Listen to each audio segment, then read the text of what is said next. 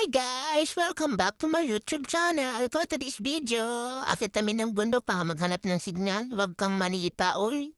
Kala mo naman lakas na di hamak, hindi naman ako naabot ng paa niya.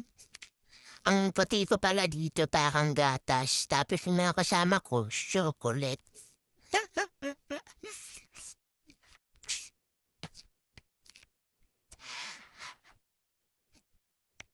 Huwag kang pakyut, hindi takyut.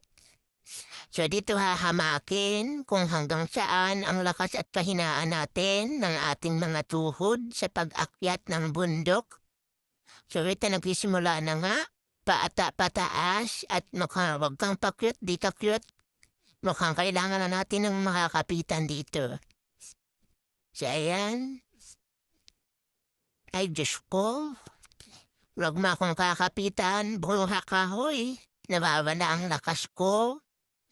Maghahanap ako. Teka, ito may tungkod. Buti naman. At may katuwang na ako sa pag-akyat sa bundok. Ganyan talaga pag nagkakaedad na ng hina ng mga tuhod. Yung tipong parang maglakad ka na parang wala kayong mga almusal pa na sa umaga. Kailangan talaga dito. Wag mo akong kapitan, bruha ka. Nawawalang lakas ko sa'yo. Maghanap ka ng sarili mong kakapitan. Ayan.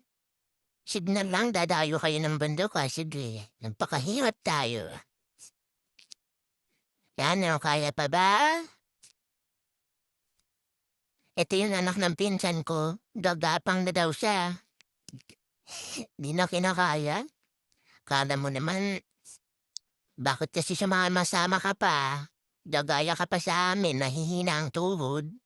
So ito, medyo malapit-lapit na tayo dito. Siguro naman may signal lang ang cellphone natin. Uy, may tao. May white lady. Haha. So, konting pahinga lang muna tayo ha. Pahinga. Ang ganda ng view. Okay, pahinga muna.